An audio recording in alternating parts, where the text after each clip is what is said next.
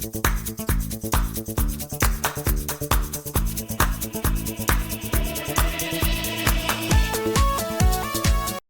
Hello friends, நான் உங்க SKA பேசுறேன். America versus India, Elon Musk versus India, Starlink versus Jio. அமெரிக்க நிறுவனங்களுக்கும் அமெரிக்க தொழில்நுட்பங்களுக்கும் போட்டியாக பல ஏற்பாடுகளை தொடங்கிவிட்ட இந்தியாவின் நிறுவனங்களும் தொழில்நுட்பங்களும். இன்று நாம பார்க்க போற விஷயம் வெறும் தொழில்நுட்பம் சம்பந்தப்பட்ட விஷயம் மட்டுமல்ல, இந்தியாவின் எதிர்கால பொருளாதார பிளாட்ஃபார்ம், இந்திய பொருளாதார வளர்ச்சியின் அடிப்படை, இந்திய மக்களின் வெற்றிக்கான அடித்தளம் இதுதான் என்கிற விஷயத்தை இந்த வீடியோவில் பார்க்க போறோம். இன்ஃபேக்ட் அதையும் தாண்டி இந்தியாவுக்கு மட்டுமல்ல, இது சர்வதேச அளவில் எல்லாருக்கும் மிக முக்கியமான ஒரு விஷயம். ஏன்னா உலக அளவில் எல்லாருக்குமே பயன்படக்கூடிய ஒரு அமெரிக்க தொழில்நுட்பத்திற்கு போட்டியாக உலகின் வேற எந்த நாடுமே செய்யாத அளவுக்கு இந்தியாவின் ஒரு குறிப்பிட்ட தொழில்நுட்பம், இந்தியாவின் ஒரு குறிப்பிட்ட நிறுவனம் போட்டி போட தயாராகிவிட்டது. உலகின் மிகப்பெரிய தொழில்நுட்ப சாம்ராஜ்யங்களான அமெரிக்க ஸ்பேஸ் எக்ஸ் மற்றும் இந்தியாவின் ஜியோ நிறுவனங்களுக்கு நடுவே ஒரு பெரிய போட்டி தொடங்கிவிட்டது மை டியர் ஃப்ரெண்ட்ஸ். அதுக்கும் மேல இன்று இந்தியா முழுக்க எதிர்பார்க்கப்படும் புதிய சேட்டலைட் ஸ்பெக்ட்ரம் பாலிசி, இந்தியாவின் புதிய செயற்கைக்கோள் ஸ்பெக்ட்ரம் கொள்கை பற்றிய அதிரடியான உண்மையான விளக்கமான தகவல்களை இந்த வீடியோவில் பார்க்க போறோம். கண்டிப்பாக கடைசி வரைக்கும் இந்த வீடியோவை பாருங்க. இன்னொரு விஷயம், இது நமது நாட்டின் அறிவியல் சாதனை பற்றிய விஷயம் மட்டும் கிடையாது. இதற்கு பின்னால் இருக்கக்கூடிய பெரிய அரசியல் போட்டிகளையும் நீங்க கண்டிப்பாக புரிஞ்சுக்கணும். So let's dive in. India இன்னைக்கு உலகின் டாப் 4 ஸ்பேஸ் நாடுகளில் ஒன்று. தற்போது இந்தியாவின் ISRO, ஜியோ மற்றும் ஏர்டெல் போன்ற நிறுவனங்கள் மட்டும் கிடையாது, ஸ்டார்லிங்க், OneWeb போன்ற மற்ற நாட்டு சர்வதேச நிறுவனங்களும் நம்ம நாட்டில் ஆபரேட் செய்வதற்கு ஜஸ்ட் வெயிட்டிங் ஃபார் பெர்மிஷன். இங்கு சரியான முறையில் ஆபரேட் பண்ணுவதற்கு நம்ம நாட்டில் ஃபுல் ஃபிளெட்ஜ் முழுமையாக ஆபரேட் செய்வதற்கு இந்தியாவின் அனுமதி இல்லாம வெயிட் பண்ணிக்கிட்டு இருக்கு இந்த நிறுவனங்கள். இப்படிப்பட்ட ஒரு நேரத்தில் இந்தியாவின் இந்த புதிய சேட்டலைட் ஸ்பெக்ட்ரம் பாலிசி இந்தியாவுக்கு ரொம்ப மிக முக்கியமான ஒரு பாலிசி.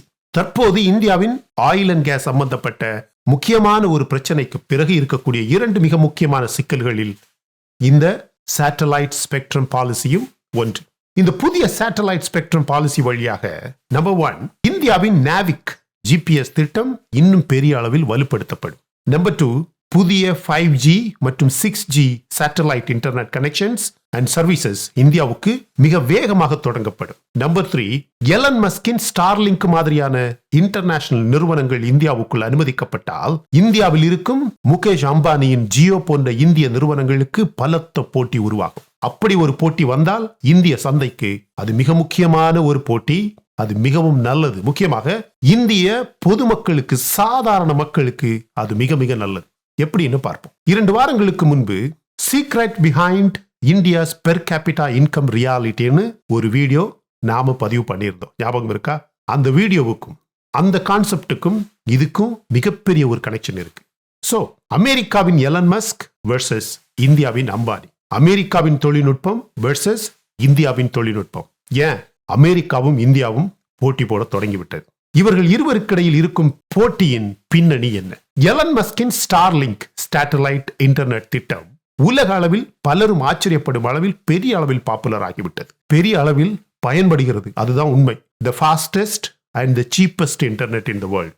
இது ஒரு சேட்டலைட் இன்டர்நெட், செயற்கைக்கோள் அடிப்படையில் வேலை செய்யக்கூடிய ஒரு இன்டர்நெட். எனவே உலகத்தின் எந்த மூலையில் போனாலும் உங்களால் பயன்படுத்த முடியும். உக்ரைன் போன்ற நாட்டின் ஒரு சில பகுதிகள் மொத்தமாக ரஷ்யா உக்ரைன் போரில் அழிக்கப்பட்ட போதிலும் இந்த ஸ்டார்லிங்க் இன்டர்நெட் பயன்படுத்தி உக்ரைன் ராணுவம் அவர்களுடைய ஆயுதங்களை எந்த ஒரு தங்கு தடையும் இல்லாமல் பயன்படுத்த முடிந்தது. அதே நேரத்தில் இந்தியாவின் அம்பானியின் ஜியோ நிறுவனம் இந்தியா முழுவதும் கொஞ்சம் கொஞ்சமாக இந்த சேட்டலைட் இன்டர்நெட் வசதியை இன்ஸ்டால் செய்ய ஆரம்பித்துள்ளது. ஓகே, இதுல பெரிய போட்டி வருவதற்கு என்ன காரணம்? நம்பர் 1, ஸ்பேஸ் எக்ஸின் ஸ்டார்லிங்க் ஏற்கனவே உலகத்தின் பல நாடுகளில் வேலை செய்யும் அளவில் டிப்ளாய் செஞ்சாச்சு. எனவே அமெரிக்காவின் ஸ்டார்லிங்கை பொறுத்த அளவில் இட்ஸ் லைக் டாக்லிங் எ ஸ்விட்ச். இந்தியாவின் ஸ்பெக்ட்ரம் ஆக்சஸ் கொடுக்கப்பட்டால் ஒரு ஸ்விட்ச் ஆன் பண்ணுற மாதிரி இந்தியாவின் கிராமப்புறங்களில் எந்த மூலை முடுக்கு வேண்டுமானாலும், எந்த மூலை முடுக்காக இருந்தாலும் எலன் மஸ்கின் ஸ்டார்லிங்கின் சேட்டலைட் இன்டர்நெட் ரெடியாக இருக்கும். அதுபோலவே இந்தியா ஜியோ சேட்டலைட் 2025 முடிவதற்குள் இந்தியா முழுவதும் செயற்கைக்கோள் இன்டர்நெட் கொண்டு வந்துவிட முடியும். அதை செய்வதற்கு இந்தியாவின் ஜியோ நிறுவனம் தற்போது ஸ்பேஸ் எக்ஸுக்கு போட்டியாக இந்தியாவின் நாவிக் சிஸ்டம் பயன்படுத்த ஆரம்பிச்சிருக்கு. எனவே இந்தியாவின் புதிய சேட்டலைட் ஸ்பெக்ட்ரம் பாலிசி எப்படிப்பட்ட மாற்றங்களை நம்ம நாட்டுக்கு கொண்டு வரும்னு நீங்க பாருங்க. நம்பர் 1, இந்த சேட்டலைட் ஸ்பெக்ட்ரம் ஒரு குறிப்பிட்ட காலத்திற்கு மட்டுமே அலோகேட் செய்யப்படும். நம்பர் 2, ரொம்ப வேகமாக அதிகமான டேட்டா மேனேஜ் செய்வதற்கு அதற்கு தேவையான எல்லா தொழில்நுட்பங்களையும் ஆர்டிபிஷியல் இன்டெலிஜென்ஸ் உட்பட எல்லா தொழில்நுட்பங்களையும் பயன்படுத்தவும் அனுமதி உண்டு. நம்பர் 3, இந்திய அரசு செய்திருக்கக்கூடிய ஒரு நல்ல விஷயம் என்ன அப்படின்னு கேட்டீங்கன்னா, இந்த புதிய சேட்டலைட் ஸ்பெக்ட்ரம் பாலிசியில் இந்திய நிறுவனங்களுக்கும் சர்வதேச நிறுவனங்களுக்கும் சம வாய்ப்பு ஸ்பெக்ட்ரம் ஆக்சஸ் கொடுக்கப்படும் என்று அறிவிக்கப்பட்டுள்ளது. இந்த புதிய பாலிசியை நம்ம நாட்டில் இம்ப்ளிமெண்ட் செய்ய இந்திய அரசுக்கு ஆல்மோஸ்ட் $10 பில்லியன் பணம் செலவாகும். ஆனால் இதன் மூலம் இந்தியாவின் ஸ்பேஸ் எக்கானமிக்கு ஆல்மோஸ்ட் $50 பில்லியன் வருமானம் வரும் என்று எதிர்பார்க்கப்படுது. எனவே இந்தியா மட்டுமல்ல, இந்திய மக்கள் மட்டுமல்ல, இந்திய அரசு மட்டுமல்ல, இந்தியாவுக்குள்ளேயே ஜியோ போன்ற நிறுவனங்களுக்கு இந்த ஸ்பெக்ட்ரம் பங்களிப்பு செய்யப்பட்டால், ஷேர் பண்ணப்பட்டால் அவர்களுக்கு நடக்கக்கூடிய டெவலப்மெண்ட் ஆச்சரியப்படும் அளவில் இருக்கு. ஆனால் எலான் மஸ்கின் ஸ்டார்லிங்க் இன்டர்நெட்டுக்கு இருக்கக்கூடிய பெரிய சவால் என்னன்னு பார்த்தா அது இந்தியாவின் நாவிக் சிஸ்டம், நாவிக் திட்டம். ஸ்டார்லிங்க் பொதுவாக அமெரிக்காவின் ஜிபிஎஸ் தொழில்நுட்பத்துடன் வேலை செய்யக்கூடிய ஒரு தொழில்நுட்பம், ஒரு டெக்னாலஜி. ஆனால் அதே ஸ்டார்லிங்க் கனெக்ஷன் இந்தியாவுக்குள் வேலை செய்யணும்னா, இந்தியாவுக்குள் வரணும்னா அது இந்தியாவின் நாவிக் சிஸ்டத்துடன் இணைந்து இன்டகிரேட் ஆகி வேலை செய்ய வேண்டிய கட்டாயம் இருக்கு. ஏன்னா அது நம்ம நாட்டின் பாதுகாப்பு சம்பந்தப்பட்ட விஷயம். நேஷனல் செக்யூரிட்டி ரொம்ப முக்கியம். No compromise.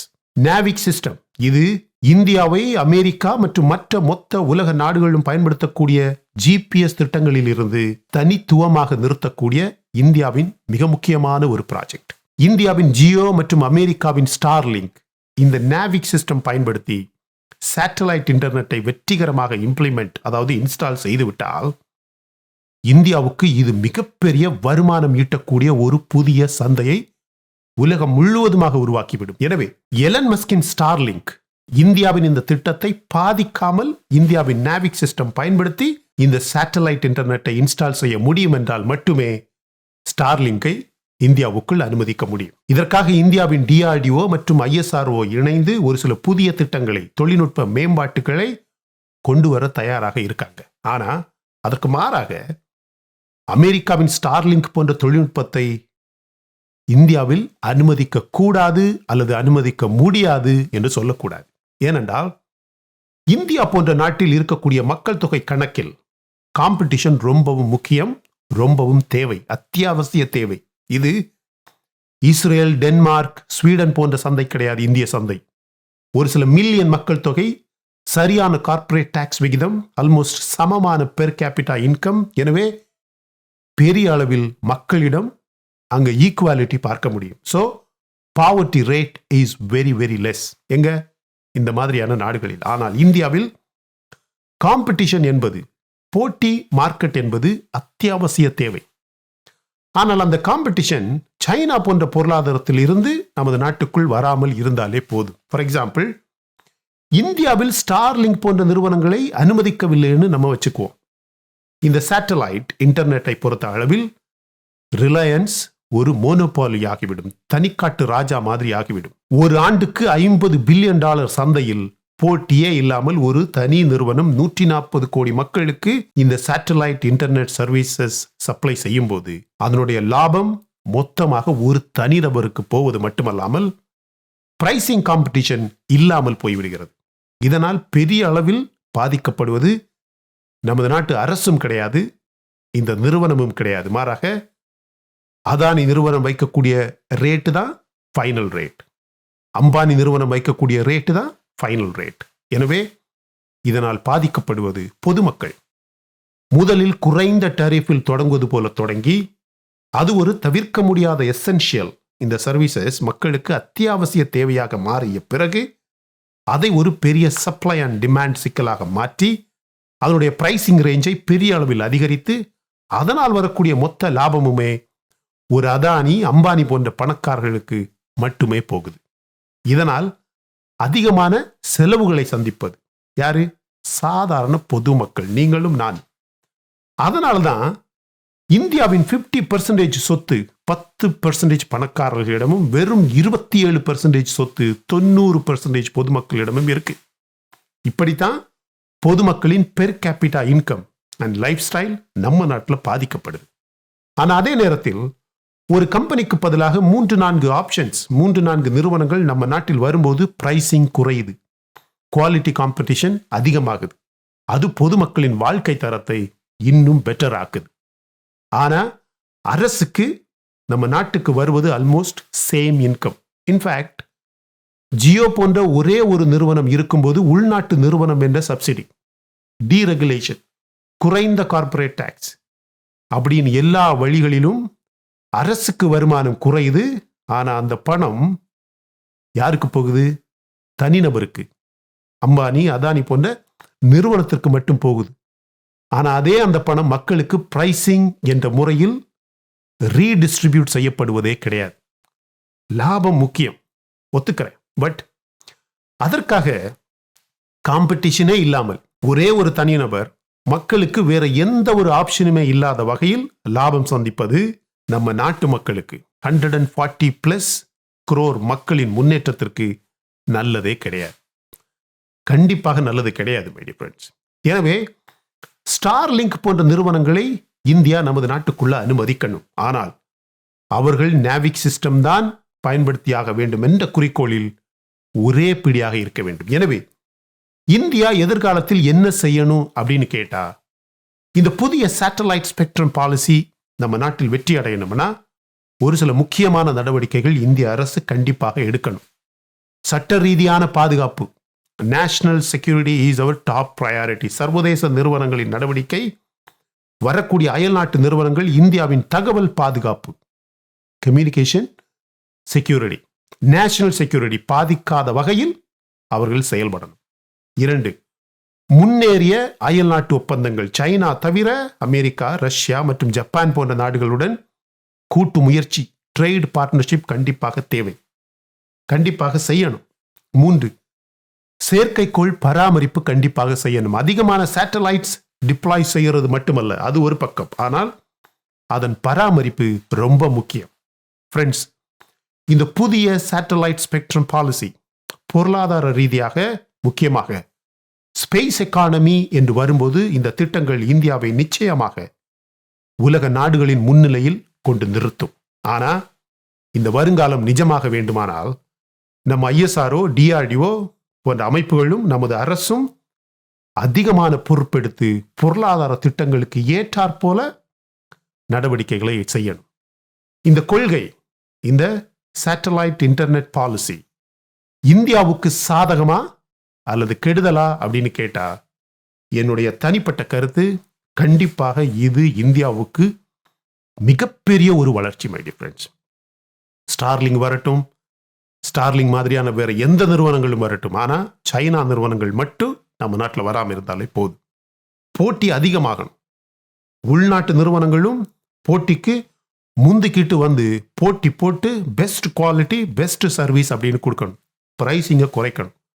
பொதுமக்களுக்கு அதிகமான பயனுள்ளதாக இருக்கணும். பொதுமக்களுக்கு சேவிங்ஸ் அதிகமாகணும், செலவு குறையணும். ஏன்னா தனி நிறுவனங்களுக்கு போகக்கூடிய லாபம் குறையணும். அப்பதான் பெர் கேபிட்டா இன்கம் அதிகமாகும், இந்தியாவின் பொருளாதாரம் அதிகமாகும். ஆனா அரசுக்கு வர வேண்டிய வருமானம் தொடர்ந்து அதே நிலையில் வந்து கொண்டே இருக்கும். இப்படியெல்லாம் நடந்துச்சுன்னா மக்களுக்கான வரியை குறைக்கலாம். ஆனா தனி நிறுவனங்களுக்கான, தனியார் நிறுவனங்களுக்கான லாபத்தையும் குறைக்கலாம். அரசுக்கு அதே வருமானம். இது எப்படி இருக்கும்? நம்ம இப்படி செஞ்சோம்னா இந்தியாவில் இந்த பொருளாதார திட்டங்களில் சுயநலம் பார்க்காமல் இந்தியா நடவடிக்கைகள் எடுக்கணுமா இல்லையா? கமெண்ட் பண்ணுங்க மை டியர் ஃப்ரெண்ட்ஸ். உங்க கமெண்ட்ஸை கண்டிப்பாக எல்லாரும் பார்ப்பாங்க. பொதுவாக நம்ம வீடியோக்களில் அதிகமான கமெண்ட்ஸ் வருவதுண்டு. அதனால ரொம்ப முக்கியமான வீடியோ, இப்படி ஒரு திட்டம் நம்ம நாட்டுக்கு வந்தா எப்படி இருக்கும்? இந்தியாவில் இந்த பொருளாதார திட்டங்களில் எந்த சுயநலம் பார்க்காமலும் இந்திய அரசாக இருந்தாலும் சரி, இந்திய நிறுவனங்களாக இருந்தாலும் சரி, நடவடிக்கைகள் எடுக்கணுமா வேண்டாமா? கமெண்ட் பண்ணுங்க மை டியர் ஃப்ரெண்ட்ஸ். இந்த வீடியோ பிடிச்சிருந்தா லைக் பண்ணுங்க. இன்னும் நம்ம சேனலை நீங்கள் சப்ஸ்கிரைப் பண்ணலைன்னா மற்ற வீடியோஸ் பாருங்க, உங்களுக்கு கண்டிப்பாக பிடிக்கும். பிடிச்சிருந்தா சப்ஸ்கிரைப் பண்ணால் போதும் my dear friends. Thank you so much my dear friends for வாட்சிங் all my videos and supporting my channel. Until I come back with my next awesome video, it's bye-bye from Suresh. Stay safe, stay positive, stay active and stay fit. And always dream big in your life. நம்மளால எப்பவுமே எதையுமே எங்கேயுமே சாதிக்க முடியும் அப்படின்னு நம்ம first நம்பணும் my dear friends. And as I always say, please take care of your parents at your home. உங்கள் அப்பா அம்மாவை உங்கள் வீட்டிலே வச்சு நல்ல சந்தோஷமாக பத்திரமா பாதுகாப்பாக பார்த்துக்கோங்க my dear friends. Because it's very, very, very important. Thank you.